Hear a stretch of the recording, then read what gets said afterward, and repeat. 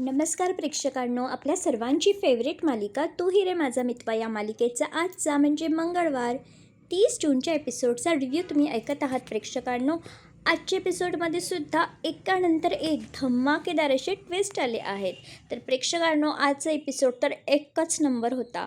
मग नेमकं घडलं तरी काय? तर प्रेक्षकांनो, आजच्या एपिसोडमध्ये ना वल्लरी आणि उदयकांत यांनी रमाकांतला एका ठिकाणी किडनॅप करून ठेवलं आहे आणि आता वल्लरीने चक्क उदयकांतला सुपारी दिली आहे की त्या रमाकांतला संपवून टाक, ढगात पाठव, त्याला मारून टाक. त्यामुळे उदयकांतने रमाकांतच्या डोक्याला अशी गण लावली आहे आणि त्याला त्याची शेवटची इच्छा विचारली आहे. आता उदयकांत रमाकांतला नक्कीच मारू शकतो, यामध्ये काही डाऊट नाही आहे. मग खरंच रमाकांतचा जीव जाईल का? कारण जर रमाकांतचा जीव गेला तर वल्लरीचं सत्य कधी समोर येईल असं मला वाटत नाही की लवकरच तिचं सत्य समोर येईल. तर प्रेक्षकांनो, हे सगळं नेमकं घडलं तरी कसं, हे जाणून घेण्यासाठी हा व्हिडिओ शेवटपर्यंत बघा. आणि हो प्रेक्षकांनो, अजूनपर्यंत जर तुम्ही चॅनलला सबस्क्राईब नसेल केलं तर एक सबस्क्राईब करा. चला तर मग वेळ वाया न घालवता सुरू करूया रिव्ह्यू विथ प्रियू. तर प्रेक्षकांनो, आजच्या एपिसोडच्या सुरुवातीलाच आहे ना, अर्णव आणि ईश्वरीची म्हणजे वडाची पूजा होऊन जाते. मग हे दोघेही गाडीत बसत असतात. तर ईश्वरी खूप घाई करत असते. ती म्हणते की चला सर, चला चला चला चला लवकर, आता उशीर होतोय, अशी ती खूप त्याला इरिटेट करत असते. आता अर्णव चिडून म्हणते, वा रे वा मिस इंदोर, एवढा वेळ कोण टाईमपास करत होतं आणि आता तुला घाई करायची सुचती आहे का? आता ईश्वरी चिडते आणि म्हणते, ओ सर, मी पूजा करत होते, माझ्या पूजेला आहे ना टाईमपास म्हणू नका, आणि चला बसा बरं लवकर, गाडीमध्ये उशीर होतोय आपल्याला. ईश्वरी ही गाडीत जाऊन बसते अशी तावातावात, आणि अर्णवचा कोट आता हा गाडीच्या बाहेरच असतो त्या बोनेटवरती. पण अर्णव पाहून न पाहिल्यासारखा करतो, हा कोट काही तो उचलतच नाही. अर्णव गाडीत बसणार इतक्यात ईश्वरी अशी ओरडते आणि म्हणते की अर्णव सर, तो कोट घ्या, कोट काय इथेच सोडून जायचं आहे का? आता अर्णव हा रागारागाने कोट घेतो आणि गाडीत जाऊन बसतो. अर्णव गाडी सुरू करण्याचा प्रयत्न करतो पण गाडी काही सुरू होतच नाही. ईश्वरी म्हणते, सर, गाडी नीट सुरू करा ना. अर्णव म्हणतो, मग मी काय इथे चेष्टा करतोय का? मज्जा मस्ती सुस्ती आहे का मला? गाडी सुरू करण्याचाच प्रयत्न करतोय ना मी, पण ही गाडी काही सुरू होतच नाही आहे. ईश्वरी चिडून म्हणते की अशी कशी सुरू नाही होते? आपण इथे आलो तेव्हा तर सुरूच होती, म्हणूनच तर आपण इथे आलो ना, अचानक अशी कशी बंद झाली? अर्णव म्हणतो, तू तू ना तुझं तोंड आधी बंद कर, मी चेक करतो. आता अर्णव गाडीच्या खाली उतरतो. ईश्वरीसुद्धा बाहेर येते. अर्णव गाडीचं ते बोनेट उघडतो आणि गाडीत नेमका काय प्रॉब्लेम झाला आहे ते चेक करण्याचा तो प्रयत्न करत असतो. पण ईश्वरीची इथे बडबड कंटिन्युअसली सुरू असते. काय झालं आहे, काय झालं आहे, पाहणं लवकर, काय झालं आहे, असं ती इरिटेट करते. अर्णव म्हणतो की तू गप्प बस बरं, आधी मला नीट चेक करू दे. आणि अर्णव चेक करत असतो, पण गप्प बसेल ती ईश्वरी कसली? ईश्वरीची बडबड काही बंद होतच नाही. ईश्वरी ही मध्ये अशी पाहण्याचा प्रयत्न करते, अशी डोकं घालत असते. अर्णव म्हणतो, चटका बसेल, लांब हो. पण तेवढ्यात अर्णवलाच चटका बसतो जोरात हाताला. ईश्वरी म्हणते, सर, चटका बसला का? आता इथे काय भेटणार आपल्याला? तुम्ही चला चला जंगलात, मला माहिती आहे ना ती पानं, माहिती आहे मला ती पानं, आपण शोधूया. त्या पानांचा चीक लावला ना की तुम्हाला बरं वाटेल. अर्णव म्हणतो, गप बस बाई, एवढं काही लागलेलं नाही आहे मला पानांचा चीक वगैरे. आता पाही जंगलामध्ये ते झाड शोधेल, मग त्याचा चीक काढून अर्णवच्या हाताला लावेल. बापरे. अर्णव सगळं चेक करत असतो. इकडे गाडीचं बोनेट आता तो बंद करतो. ईश्वरी विचारते की काय झालं अर्णव सर? आता अर्णव म्हणतो की इंजिनमध्ये सगळं ठीक दिसतंय, कदाचित बॅटरी उतरली असेल, गाडीला धक्का मारावा लागेल. जा धक्का मार. ईश्वरी म्हणते, सर काय बोलताय, ही अशी नऊवारी साडी घालून मी गाडीला धक्का मारू का? अर्णव म्हणतो, मग का मी धक्का मारू का? गाडी कोण स्टार्ट करेल? ईश्वरी म्हणते, मी करते ना सर, अंजलीताईंना एकदा मी हॉस्पिटलमध्ये घेऊन गेली होती, आठवत आहे ना तुम्हाला? जमेल मला. असं म्हणून ईश्वरी आता गाडीत बसते. अर्णवला खूप राग येतो. अर्णव म्हणतो, आर यू शुअर? ईश्वरीमध्ये हो. आता अर्णव गाडीच्या मागे जातो आणि चक्क धक्का मारू लागतो. अर्णव म्हणतो, गाडी स्टार्ट कर, गिअर टाक. ईश्वरी विचारते, सर कोणता गिअर टाकायचा? रिव्हर्स गिअर टाकू की कोणता टाकू? आता अर्णव चिडून म्हणतो, मिस इंदोर, मी गाडीच्या मागे उभा आहे ना, आता रिव्हर्स गिअर टाकल्यावरती मला चिरडशील तू.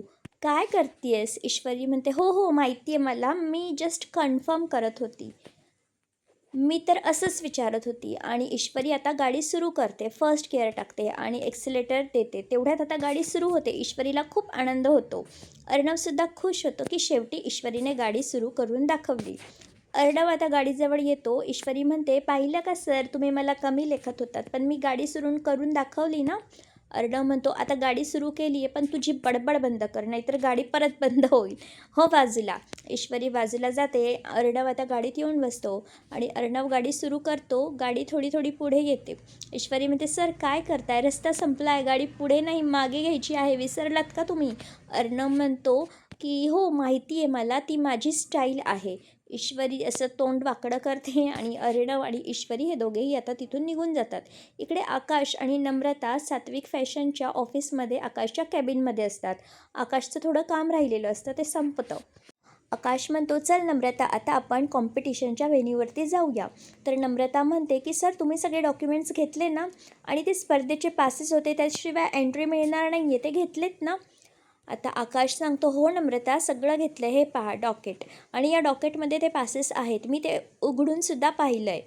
चल लवकर. तर नम्रता म्हणते, सर 2 मिनटं, मला चेक करू द्या, मला चेक करायचं आहे. आकाश म्हणतो, काही गरज नाही आहे, उशीर होईल आपल्याला, चल लवकर. नम्रता म्हणते, सर ही कॉम्पिटिशन आपल्यालाच जिंकायची आहे बरं का. आकाश म्हणतो, हो तू टेन्शन घेऊ नको, ही कॉम्पिटिशन आपणच जिंकणार आहोत.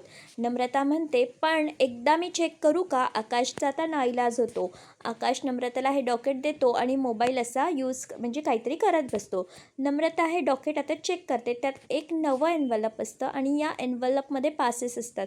ते एन्व्हलप उघडून पाहते तर एन्व्हलपमध्ये पासेसच नसतात.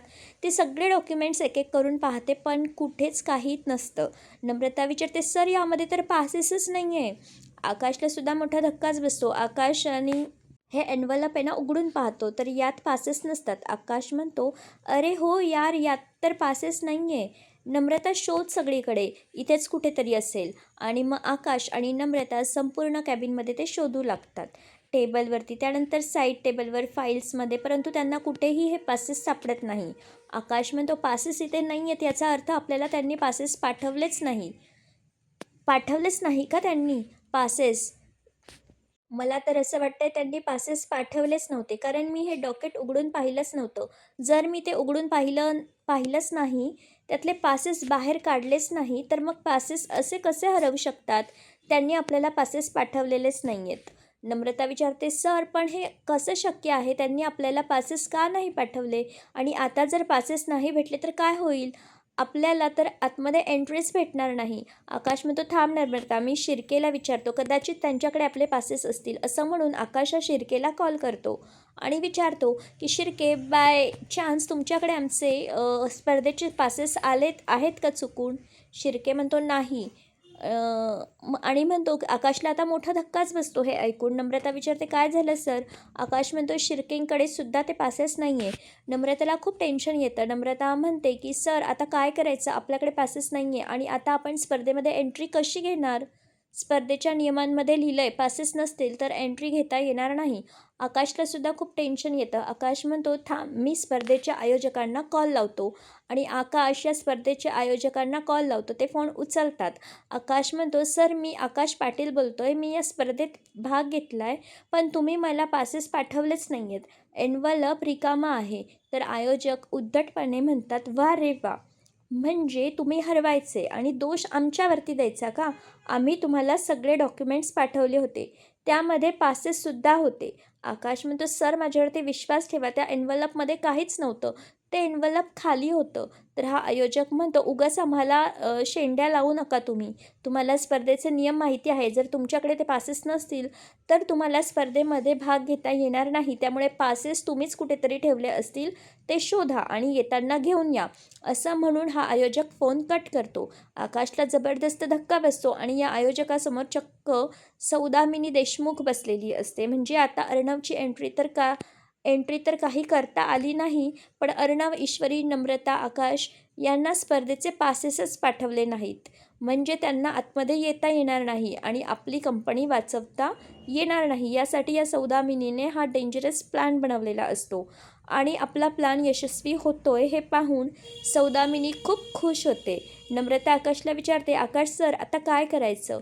आकाश म्हणतो, नम्रता मलासुद्धा कळत नाही आहे की आता काय करायचं, त्यांनी आपल्याला पासेस पाठवलेच नाही आहेत. नम्रता म्हणते, पण सर जर पासेस नसतील तर आपल्याला एंट्रीच करता येणार नाही. एंट्री करता येणार नाही मग आपण स्पर्धेत भाग कसा घ्यायचा? नम्रता आणि आकाशला खूप टेन्शन येतं.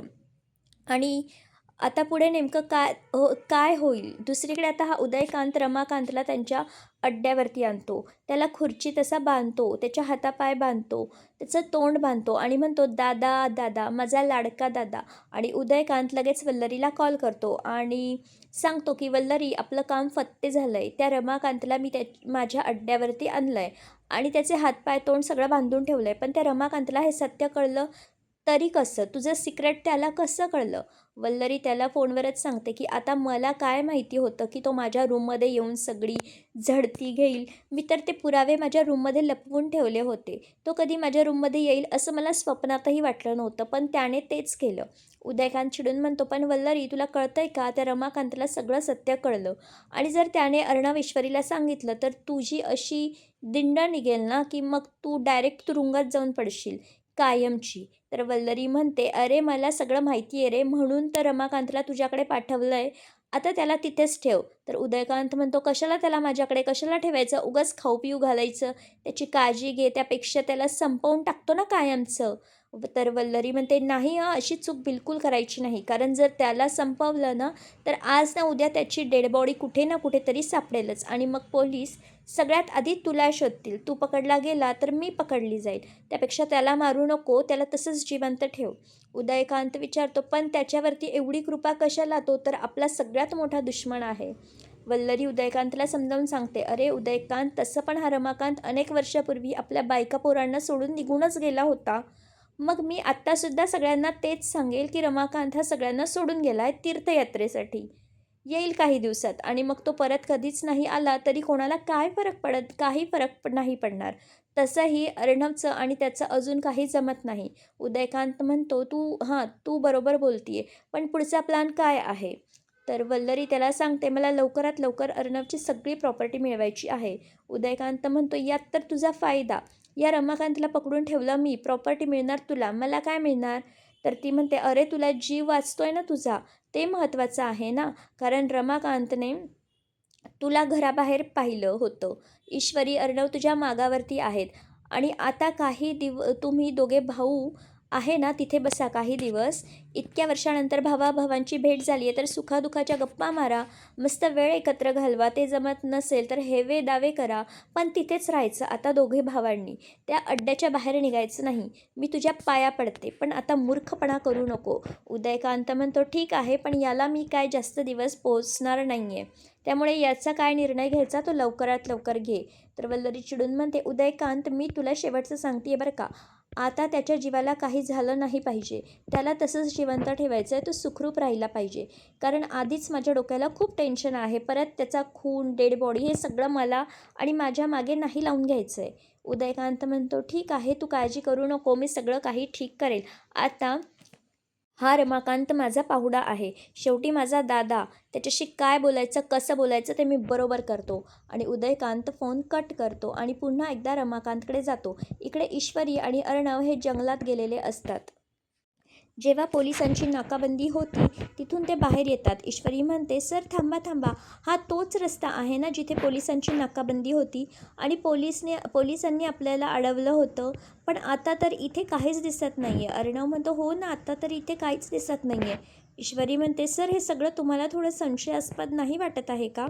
अर्णव म्हणतो, हो वाटतंय. तर इकडे आकाश अर्णवला कॉल करतो. ईश्वरी म्हणते, सर आता इकडे पोलिसांची नाकाबंदी नाही आहे, तर आपण याच रस्त्याने जाऊया. अर्णव म्हणतो, ठीक आहे, याच रस्त्याने जाऊ. आणि तेवढ्यात अर्णवला आता आकाशचा कॉल येतो. अर्णव फोन उचलतो आणि विचारतो की काय झालं आकाश? आकाश म्हणतो, दादा एक खूप मोठा प्रॉब्लेम झाला आहे. अर्णव म्हणतो, काय प्रॉब्लेम? आकाश त्याला सांगतो की आपल्याला स्पर्धेच्या आयोजकांनी काहीच पाठवलेलं नाही आहे, पासेस नाही पाठवलेत आपल्याला, आतमध्ये एंट्रीच नाही मिळणार. अर्णवला आता मोठा धक्काच बसतो. अर्णव विचारतो, व्हॉट? आकाश म्हणतो, तुम्ही स्पर्धेच्या ठिकाणी कधी पोचणार आहात, किती वेळ लागणार आहे? अर्णव म्हणतो, आम्ही थोडा चुकीचा रूट घेतला आहे, पण आम्ही थोड्याच वेळात पोचू. आकाश म्हणतो, ठीक आहे, आपण तिथेच भेटूया. मग अर्णव फोन कट करतो आणि ईश्वरीला याबद्दल सांगतो की आपल्याकडे स्पर्धेचे पासेसच नाही आहे. ईश्वरीलासुद्धा खूप टेन्शन येतं. ईश्वरी गणूबाप्पाला विचारते की गणूबाप्पा, एवढ्या सगळ्या अडचणी एकाच वेळेस का येत आहेत? आता काय करायचं? आणि मग ईश्वरी आणि अर्णव स्पर्धेच्या ठिकाणी जायला निघतात. आणि इकडे रमाकांत हा अजूनही बेशुद्धच असतो. तेवढ्यात रमाकांतला जाग येते. रमाकांत हा आपले डोळे उघडतो. रमाकांतला समजतं की वल्लरीने त्याला एका ठिकाणी आणून बांधून ठेवलं आहे आणि वल्लरीने हे जाणून बुजून केलं आहे. रमाकांत खूप चिडतो आणि म्हणतो, वल्लरी, तू मला इथे कितीही डांबून ठेवण्याचा प्रयत्न केलास ना, तरीसुद्धा एक ना एक दिवस मी इथून बाहेर निघणार. मी माझ्या कुटुंबाला तुझा आणखीन त्रास सहन करू देणार नाही.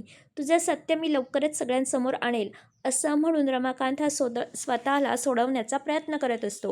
पण तेवढ्यात उदयकांत तिथे येतो आणि म्हणतो, अरे दादा, कशाला स्वतःला इतका त्रास करून घेतोय? तुला स्वतःला नाही सोडवता येणार आहे. उदयकांतला पाहून रमाकांतला मोठा धक्काच बसतो. रमाकांत विचारतो, तू इथे कसा? उदयकांत म्हणतो, आश्चर्य वाटलं ना? अरे, तुझ्या वाईटावरती जितके लोक टपलेले आहेत ना, त्या सगळ्या लोकांचा मी पार्टनर आहे. त्यामुळे वल्लरी तुझी दुश्मन तर ती माझी मैत्रीण. जे जे तुझे दुश्मन ते माझे मित्रमैत्रिणी. त्यामुळे इथे मी नसणार तर मग कोण असणार? रमाकांतला काहीतरी बोलायचं असतं. तो असं तोंड मान वगैरे हलवतो. तर उदयकांत विचारतो, आमच्या दादाला बोलायचं आहे? थांब. असं म्हणून तो रमाकांतच्या चेहऱ्यावरची म्हणजे तोंडावरची पट्टी बाजूला करतो. आता रमाकांत चिडून म्हणतो, अजून किती नालायकपणा करणार आहेस तू? तर उदयकांत सांगतो, असं आहे ना दादा, मी तुझा भाऊ जरी असलो ना, आपल्या दोघांचं रक्ताचं एकच जरी असलं ना, तरी तुझ्या रक्तात चांगुलपणा आहे, इमानदारी आहे. पण माझ्या रक्तात फक्त बेईमानी आणि शेवटी आता रक्तात जे असतं माणूस तेच करतो ना. आणि तुला काय गरज होती रे? तुझ्या कुटुंबाने तुला चांगलं स्वीकारलं होतं. मस्त 2 वेळचं जेवायचं, नामस्मरण करायचं आणि मस्त झोपून घ्यायचं, मजा करायची. ते सोडून त्या वल्लरीच्या नादाला लागला. आणि आता पहा, त्या वल्लरीने तुझी काय अवस्था केली आहे. तुला इथे आणून डांबून ठेवलं आहे आणि मी तरी तुला किती दिवस पोसणार रे? माझं डोकं काय आज फिरेल, उद्या फिरेल आणि मग मी तुला संपवून टाकेल. तर काय करशील? ती वल्लरीसुद्धा तुला जास्त दिवस जिवंत ठेवणार नाही आहे. तू आहे ना, स्वतः मोठ्या संकटात सापडला आहे. मस्त निवांत आराम करायचा, रिटायर्ड लाईफ जगायची होती, ते दिलं सोडून आणि बसला डिटेक्टिव्हगिरी करत. पहा त्याचे परिणाम आता काय झाले. रमाकांत चिडून म्हणतो, त्या वल्लरीने माझं संपूर्ण कुटुंब उद्ध्वस्त केलं आहे आणि आजसुद्धा ती तेच करण्याचा प्रयत्न करते आहे. त्यामुळे त्या वल्लरीला मी काही सोडणार नाही आहे. तिचं आणि तुझं सत्य मी सगळ्यांच्या समोर आणेल, एवढं लक्षात ठेव. उदयकांत खूप चिडतो आणि इकडे आकाशला टेन्शन आलेलं असतं की आता स्पर्धेत एंट्री कशी मिळणार, तो विचार करत असतो. नम्रता हे डॉकेट उचलते आणि म्हणते, चला सर, जायचे आपल्याला स्पर्धेच्या ठिकाणी. आकाश म्हणतो, पण सात्विक फॅशनला एंट्री नाही मिळाली तर? नम्रता चिडून म्हणते, सर, अजूनसुद्धा तुम्ही सात्विक फॅशनचाच विचार करताय का? अहो, सात्विक फॅशनचा विचार करायला जीजू इशू आहे. तुम्ही आपल्या आकाश टेक्स्टाईलचा विचार करा ना. ही स्पर्धा काहीही करून आपल्याला जिंकायचीच आहे. सात्विक फॅशनने नाही तर आकाश टेक्स्टाईलने ही स्पर्धा जिंकायची आहे आणि मी इशूला हरवून राहणारच. ही स्पर्धा मीच जिंकणार. हे ऐकून आकाशला आता खूप राग येतो. आकाश चिडून म्हणतो, नम्रता, हे सगळं तुझं काय चाललं आहे? स्पर्धा कुणीही जिंकली तर काय फरक पडतोय? याआधीसुद्धा मी तुला क्लिअर केलं आहे की ही स्पर्धा आपण सात्विक फॅशनला वाचवण्यासाठी खेळतोय. मग आपण जिंकलो काय किंवा अर्णवदादा आणि ईश्वरी जिंकली काय, सारखंच आहे. नम्रता चिडून म्हणते, सर, हे सारखं नाही आहे आणि तुमचा स्वतःवरती कॉन्फिडन्स नाही आहे का? ही स्पर्धा तुम्ही जिंकू शकतात असं तुम्हाला वाटत नाही का? आकाश म्हणतो, असं काही नाही आहे. तर नम्रता म्हणते, पण मला ही स्पर्धा जिंकायची आहे. कारण कारण मला तुमचा अपमान सहन होत नाही. मला त्या घरात आपल्या दोघांचं एक वेगळं स्थान हवं आहे. या घरात, या कंपनीमध्ये फक्त आपला अपमान होतो आणि हा अपमान मी आता जास्त दिवस सहन करणार नाही आहे. ही स्पर्धा तर आपणच जिंकणार. मी ईश्वरीला हरवणारच. हे ऐकून आकाश नम्रताकडे असा रागारागाने पाहतो आणि इकडे ईश्वरी आणि अर्णव हे दोघे जात असतात. तेवढ्यात त्यांची गाडी अचानक थांबते. ईश्वरी विचारते की काय झालं सर? अर्णवला सुद्धा माहिती नसतं. अर्णव गाडीचे टायर पाहतो तर त्याच्या लक्षात येतं की मागच्या बाजूचं टायर पंक्चर झालं आहे. अर्णव म्हणतो टायर पंक्चर झालं आहे. ईश्वरी विचारते आता काय करायचं? अर्णव म्हणतो चेंज करावं लागेल आणि मग ईश्वरी आणि अर्णव गाडीच्या खाली उतरतात. अर्णव म्हणतो रिसेप्शनसुद्धा नाही आहे. ईश्वरी विचारते रिसेप्शन? इथे कुठे रिसेप्शन? आपण दोघेच दिसतोय. अर्णव म्हणतो अगं रिसेप्शन म्हणजे मोबाईलला रेंज नाही आहे, सिग्नल, तर रिसेप्शन नाही आहे. ईश्वरी चिडून म्हणते अहो असं सामान्य जनतेला कळेल असे शब्द वापरा ना, काही पण शब्द वापरताय. आता मलासुद्धा आजच हे कळलं हा शब्द. अर्णव म्हणतो तू गप्प बस. ईश्वरी ही खूप चिडते आणि म्हणते सर तुम्ही विचार काय करताय? काहीतरी करा ना, काहीतरी बोलवा, कोणाला तरी बोलवा. अर्णव म्हणतो गॅरेजवाला बघावं लागेल. ईश्वरी म्हणते गॅरेज? अहो सर हे जंगल आहे, जंगल. इथे आपल्या दोघांशिवाय कोणीच नाही आहे, गॅरेजवाला कुठे सापडणार? अर्णव म्हणतो अरे मग गप बस ना, कोणी सापडणार नाही तर काहीतरी विचार करावा लागेल ना. ईश्वरी म्हणते एकतर स्वतःलाच काही कळत नाही, जंगलात गॅरेजवाला शोधताय पंक्चर काढायला आणि मी सांगितल्यावर माझ्यावरच चिडताय. अर्णवला खूप राग येतो. अर्णव म्हणतो अगं बाई गप्प बस, आता आहे ना आपल्याला स्वतःलाच टायर चेंज करावं लागेल, टायर बदलावं लागेल. आणि मग अर्णव गाडीची डिक्की उघडतो, त्यातून काय काय सामान काढतो, जॅक वगैरे, आणि गाडीला हा जॅक लावत असतो. तर इकडे आकाश नम्रतावरती खूप चिडतो आणि नम्रताला जाब विचारतो की नम्रता तू काय बोलतेस, तुला तरी कळतंय का? आपण ही स्पर्धेमध्ये भाग घेतलाय ते फक्त सात्विक फॅशनला वाचवण्यासाठी. मी जिंको किंवा दादा, ईश्वरी जिंकेल किंवा तू, एकच असणार आहे ना ते तर. नम्रता चिडून म्हणते नाही सर, ते एक नाही आहे, तुम्हाला कळत नाही आहे. जिजू तुम्हाला एखाद्या एम्प्लॉईसारखं ट्रीट करतात, तुमच्यावरती आवाज चढवतात, तुमच्यावरती ओरडतात आणि एक बायको म्हणून ते मला बिलकुल आवडत नाही. तुम्ही स्वतःचा बिझनेस कधी सेटल करणार आहात? ही स्पर्धा आपण जिंकली आणि सात्विक फॅशनला वाचवलं ना तर घरात आपलं मोठं स्थान होईल आणि मला ती जागा मिळवायची आहे. नम्रता खूप मूर्खासारखं बोलत असते इथे. आकाशला हे बिलकुल पटत नाही. आकाश चिडून म्हणतो नम्रता हा जो बिझनेस आहे ना, हे सात्विक फॅशन आहे ना, आकाश टेक्स्टाईल आहे, हे सगळं दादाने उभं केलं आहे. जेव्हा मी या कंपनीत जॉईन झालो ना तेव्हा मला काहीच येत नव्हतं. आज मी जे काही शिकतोय, जे काही करतोय ते मी दादाकडूनच शिकलो आहे, एवढं लक्षात ठेव. त्यामुळे हे जे स्थान आहे ना, ह्या गोष्टी मला सांगायच्या नाही आणि ही स्पर्धा आपण फक्त सात्विक फॅशनला टिकवण्यासाठी वाचवण्यासाठी खेळतो आहे. त्यामुळे कोणीही जिंकलं तरी सारखंच आहे, एवढं मात्र तू लक्षात ठेव. नम्रता चिडून म्हणते नाही सर, हे सारखं नाही आहे. मला ही स्पर्धा कोणत्याही परिस्थितीत जिंकायचीच आहे, कारण मला इशूला हरवायचं आहे. घरामध्ये सुद्धा तिच्यात आणि माझ्यात नेहमी कंपॅरिझन होत असतं. सगळे नेहमी मला कमी दाखवण्याचा, कमी लेखण्याचा प्रयत्न करतात. ही स्पर्धा जिंकून मला दाखवून द्यायचं आहे की मी ईश्वरीपेक्षा बेटर आहे, तिच्यापेक्षा उजवी आहे. नम्रता खूप चिडते. आकाशला तिचं वागणं बिलकुल आवडत नाही आणि इकडे अर्णव हा गाडीला जॅक लावत असतो.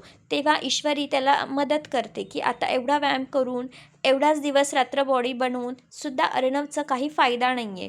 त्याला गाडीचा जॅकसुद्धा एकट्यानं लावता येत नाही आहे. ईश्वरी त्याला मदत करते आणि मग गाडीचे नट उघडायचे असतात तेव्हा अर्णव हा ईश्वरीच्या खांद्यावरती हात ठेवतो आणि मग हे दोघे गाडीचं नट काढतात. मग पाहता पाहता ईश्वरी आणि अर्णव हे दोघेजण गाडीची स्टेपनी ही काढून ठेवतात आणि मग दुसरा टायर लावतात.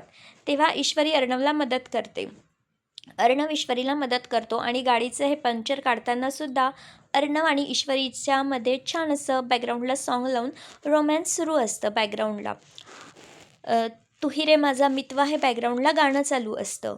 हे दोघे मिळून गाडीचे नट बोल्ट असतात ना ते पुन्हा एकदा फिट करतात आणि गाडीचं पंक्चर हे पूर्णपणे काढलेलं असतं. गाडीचं टायर बदललेलं असतं. अर्णव ही स्टेपनी पुन्हा एकदा गाडीच्या डिक्कीमध्ये ठेवून देतं. दोघं खूप थकलेले असतात. दोघे गाडीत बसतात आणि मग दोघेही या कार्यक्रमाच्या ठिकाणी जायला निघतात आणि मग एंट्री होते राजेशची. राजेश हा तुरुंगात बसलेला असतो आणि तो जिथे बसला आहे ना तिथे एक छोटासा फोन असतो. राजेश लगेच एका माणसाला कॉल करतो आणि सांगतो की तुला बॉम्ब बनवायचं सामान पाठवायला सांगितलं होतं ना, ते लवकर पाठवून दे, कारण आज ती वेळ आली आहे जेव्हा अर्णव राजेश शिर्केच्या आयुष्यात मोठा बॉम्बस्फोट होणार आहे. राजेश हा चक्क आता अर्णवला संपवण्याचाच प्लॅन बनवतोय. काय करतोय त्यालाच माहिती. आणि आजचा एपिसोड इथेच संपलेला आहे प्रेक्षकांनो. तर तू ही रे माझा मितवा या मालिकेचा आजचा एपिसोड तर एकच नंबर इंटरेस्टिंग होता. एकीकडे रमाकांतला उदयकांत वल्लरीने पकडून ठेवलं आहे, दुसरीकडे अर्णव ईश्वरी तरी वेगळंच त्यांचं सुरू आहे. कधी वडाची पूजा सुरू आहे, तर कधी गाडीला धक्का मारणं सुरू आहे, तर कधी पंक्चर काढणं सुरू आहे. स्पर्धा मुंबईमध्ये आहे की एका जंगलात तेच कळत नाही आहे. हे दोघे कायम जंगलात फिरत असतात. आजचा एपिसोड तर एक नंबर होता. आता ह्या पुढचे एपिसोडसुद्धा आणखीनच इंटरेस्टिंग असणार आहे. तर मग नेमकं घडणार तरी काय? तर प्रेक्षकांनो, तू हे रे माझा मितवा या मालिकेच्या पुढच्या एपिसोडमध्ये आपण पाहू की रमाकांत हा उदयकांतच्या तावडीत असेल आणि वल्लरी चक्क त्याला मेसेज पाठवणार की त्याला संपवून टाक. आणि उदयकांत रमाकांतला हा मेसेज दाखवेल आणि म्हणेल, पहा ऑर्डर आली आहे तुझी वर जाण्याची. आणि उदयकांत रमाकांतच्या डोक्याला बंदूक लावणार. मग आता खरंच तो रमाकांतचा जीव घेईल का? हे पाहणं खूप इंटरेस्टिंग ठरणार आहे. हे आपल्याला पुढच्या भागातच कळेल. अर्णवची गाडी पुन्हा एकदा बंद पडणार असं वाटतंय आणि हे दोघे रस्त्याच्या कडेला उभे असतील तेव्हा तिथून एक वारकरी विठ्ठलाची वारी जात असेल. हे दोघे देवाला नमस्कार करणार. ईश्वरी अर्णवला म्हणेल की सर, देव बाप्पा आपल्या पाठीशी आहे, तुम्ही काळजी करू नका. इकडे राकेशला बॉम्ब बनवण्याचं सामान भेटणार आणि राजेश म्हणेल, अर्णव राजेश शिर्के, आता तुझा खेळ संपला. मग राजेश काय करणार आहे हे सुद्धा पाहणं खूप इंटरेस्टिंग ठरणार आहे पुढच्या एपिसोडमध्ये. तर प्रेक्षकांनो, आजचा भाग तुम्हाला कसा वाटला हे मला कमेंट करून नक्की सांगा. पुन्हा भेटूया उद्याच्या भागात. आणि हो प्रेक्षकांनो, एक सबस्क्राईब करा आणि व्हिडिओला लाईक करा. बाय.